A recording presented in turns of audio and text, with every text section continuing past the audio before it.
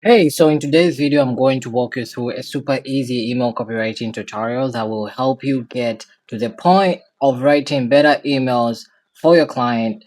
Easy enough that I think if you follow it step by step, there's probably going to be a pretty great chance that you are left with some decent emails by the end of this video. Okay, so you might want to bookmark this video, stick till the end, and refer back to it later if you bookmark it, because I'm going to be going through this email copywriting process step by step for you. Okay, so stick till the end.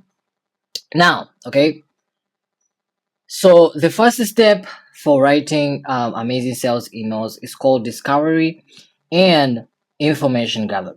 Okay. Now, this is actually one of the most important steps when it comes to writing fantastic sales emails. Probably even more important than writing the emails themselves. Like, believe it or not, it is true. Okay. Writing sales emails like this is very important. Okay. So, in order to write sales emails that are going to truly wow your clients or help your clients achieve the goals that they are hiring you for, or if you're using this knowledge to your own use for your own business, in order to write sales emails that is going to help you get more conversions and ultimately help you make a lot of money as an email copywriter or as a business owner, you need to make sure that you are completing this step with a lot of care and attention. So the basis of this step is you are going to want to collect as much information as possible on your clients, okay, or their clients, like the prospects that you're reaching out to or the leads that you're reaching out to if you're a business owner, what their goals are, what your goals are with this email if you're a business owner, what the goals of your client if you're an email copywriter or a marketer, what are the goals for your client, okay, with this email, how they plan on having you help them achieve their goals, and anything that they want you to make sure that you are including in these emails you're writing for them, or anything that you're including for these emails that you want to write as a business owner. You need to collect as much information as possible. That's what it all comes down to. Okay, so common client goals when writing sales emails, here are a couple of goals that I typically find a lot of my clients are looking for. Okay, and by understanding what some of these common goals are, it will help you figure out the types of questions you should be asking to gather more information about the project or about whatever you want to write them for. Okay, so booking a meeting with a potential client, you have to book a meeting with selling a product directly through the email, getting free trial signups on their website. So what I like to do when I get a client that's interested in hiring me to write a sales email for them is I will send them a requirements gathering questionnaire, right? Now, for you as a business owner, you just have to do your research, go to different platforms where your audience exists and go do your own research, right? Or if you have someone or if you want someone that will help you do that, then them giving you a requirement like gathering questionnaire for them to get more information on what is your purpose with the emails and stuff like that, on getting the information about your audience and your targeted audience. That's a requirement. If they do not do that, then they're probably scamming you. So with a bunch of predefined questions that I thought of, these are the examples of the predefined questions that I thought of and the questions that I need so that I can be successful. So if you're a copywriter and a marketer, this is for you, okay? But if you're a business owner, just go directly into the questions. Someone who you are going to hire, you have to send them exactly like samples of you answering all these questions so that they can understand your audience more. If they even don't ask, like that person is probably not the right person, okay? So sample of discovery questions can be like, what does your company do? What is the value proposition, like the USP, unique selling proposition, right? What do you currently like sell your product or service? Do you have many repeat or loyal customers? Okay, do you have competition? Does your competition do better than you? Who is your competition? Who is your target audience? What's the number of one reason why people buy your product? If you don't know, you can ask your clients, you can ask some of the clients that you have worked with, stuff like that. But if you're a copywriter or a marketer, what you're going to do is just going to ask your client, right? But if you're a business owner, then you're going to ask your own client, your leads, your targeted audience, right? What's the number one reason why people choose not to buy your product? What does your product cost? How much does your product cost, right? How did your company originally start? How does your company have core values? If so, what are they, right?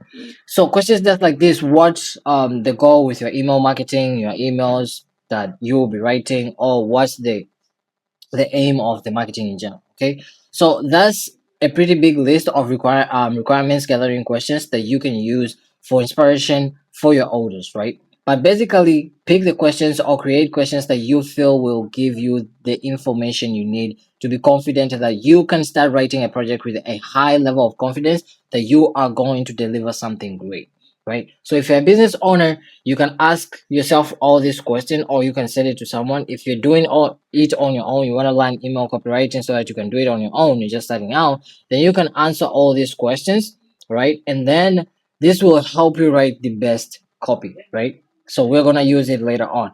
So second step is writing subject lines. Now this is not like just about the step by step like creating subject lines and stuff like that. I'm just gonna teach you how to write email copy, like the real email, right?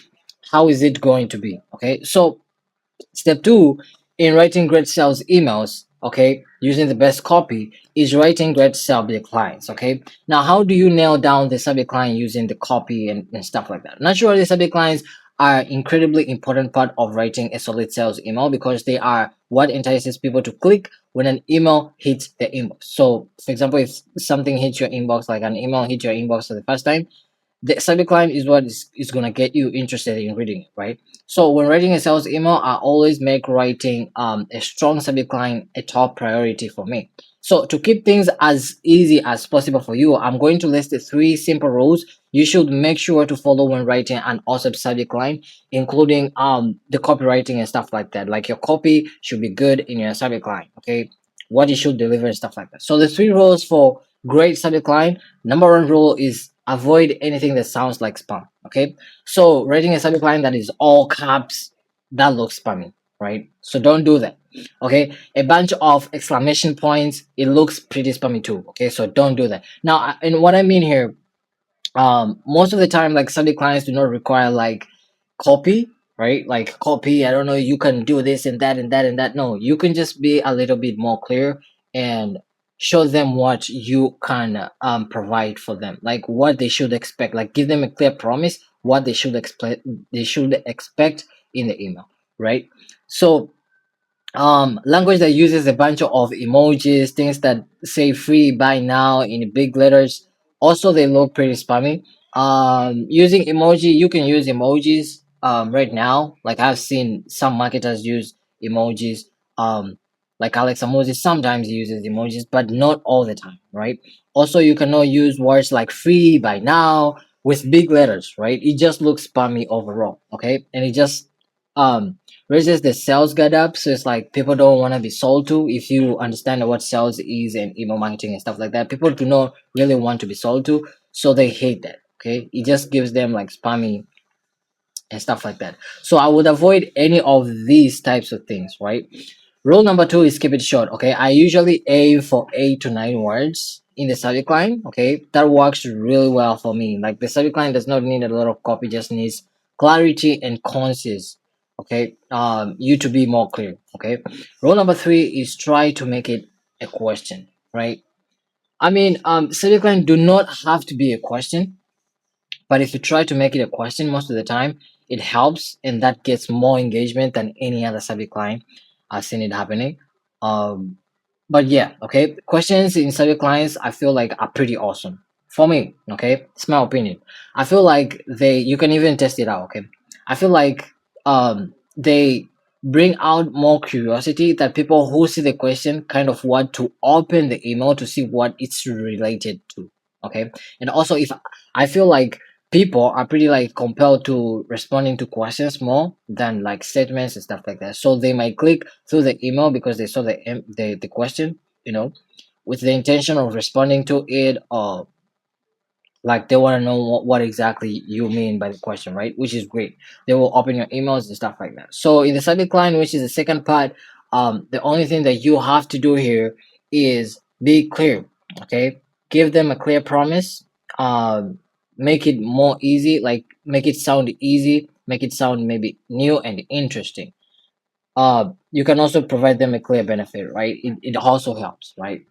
Yeah, so the third thing is writing hooks, the pitch, and the CTA. Now, this is the part of the email that your copy is needed at most. Okay, and here is how it works. Okay, so step three in this tutorial for writing great sales emails is writing a killer email body. Okay, now all of the parts of a sales email are important, but this is the part where the money is made.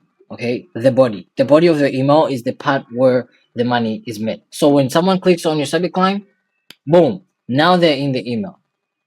The first 3 seconds, the first three lines, it will determine if they are going to stick around or leave directly.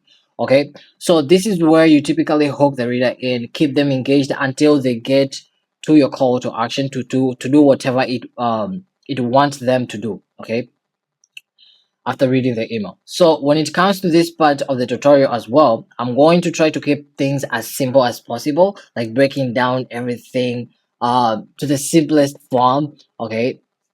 So that breaking down like a solid email into three bite-sized chunks so that you can easily understand, like you can understand and grab the concept of copywriting, right? So part one is the opening line or the hook, and then part two will be the pitch, or where you will be including most of the email information, how you write them and how to deliver it, and part three is your call to action and your close. Okay, so part one, which is your hook, right?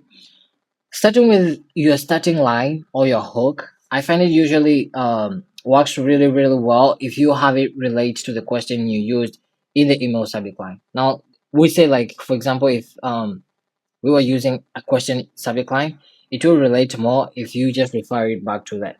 But and by referring back to that, it's just not referring like how you refer to a letter by telling people refer to the subject line. No, or you could either make it like a statement that relates to the question that was in the subject line or to whatever the subject line was talking about. Okay, or just re-ask the question that you originally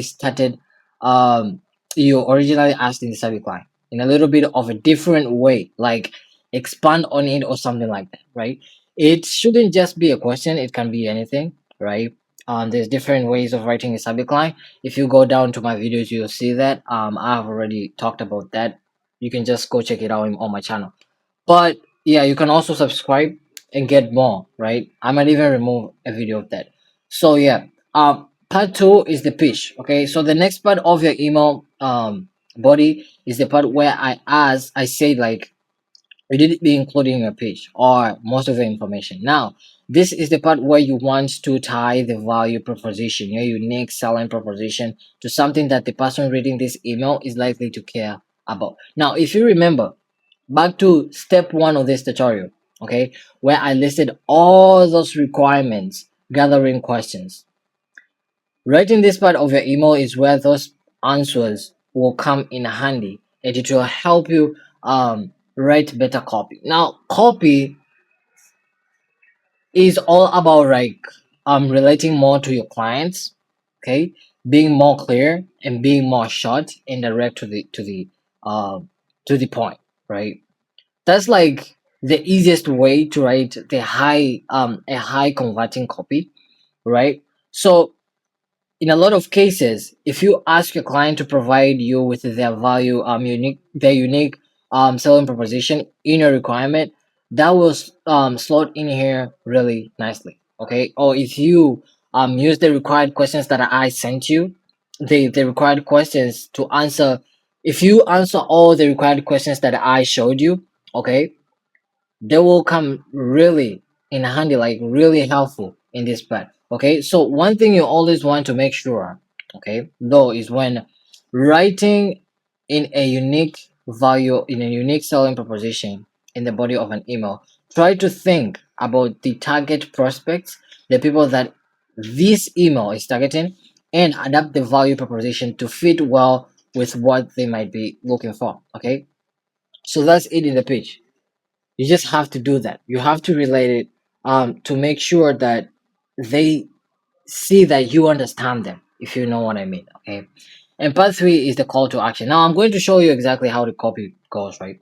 So part three is the call to action. So the last part of your email body is the closing line or your call to action. Now um this part of the email this part of the email is where you're going to actually ask the reader to do something, either to respond to the email, agreeing to a meeting, or actually purchasing something through a link or like through the email itself. Okay. So this can be like an if then CTA formula, right? Like if you do something and blah blah blah, or if you're going through this and this and this and this, then take this action and blah blah blah. For example, it can be like if that relates to how you're currently experiencing problems in your business, then we should set up a call to discuss further, or we should do this something of more important or something that will benefit them more. Now, this is how it works, and I hope that you understood how it works. Okay, so obviously you're going to fill in the blanks with the information that you listed in that pitch. You'll fill in the blanks of the questions, okay, based on what you have actually included in that email. Okay, based on your client you are working for or the products and services. Now here is an important disclaimer. Okay, now obviously just a little disclaimer. Okay, when you're doing this with your own emails, okay, if you're writing the emails or you're a business owner and you're doing this for your own emails, don't just mindlessly like take, copy, and paste what I'm telling you in this video, because this video is the framework that you can use to adapt to different emails you're writing. Okay, so it's like a pretty basic framework, but it's one that should have a pretty decent success rate for you. And as you get better, you can like adapt it and tweak it based on your comfort level and how your skill improves as a copywriter or as a business owner writing copy. Okay, and as you start taking on like a little more projects, or as you keep on writing and refining your copy, then you're gonna get better. So copy, writing the best copy comes down to you understanding your audience more. So if you understand your audience more, and if you know how your audience feels about their problem, and how they can't sleep at night because they think about the problem in this way and that way, then answering the questions that I sent you or I showed you up here, all these questions, this will help you nail down the copy because you'll be more specific. You will be tapping into their emotions because it will be like you understand them. And this will help you convert more. Now, the more clear you are, the more specific with the pain point or the problem that they're going through, the better your copy and the more you convert them, right? So you have to keep that in mind. So that's it for this tutorial. It's super easy. I try to break it down in some really easy to follow, easy steps that you can watch, rinse and repeat. Try it out. You can go and do your own trial. Okay. So that it can help you get like good at writing sales emails or writing your sales emails to get more clients and to get more sales, right? So let me know in the comments what you think. Okay, was this helpful? If you have any questions, I'd be happy to answer them in the comment section. Just let me know in the comment section. And until next time, hope you found value from this video. Peace.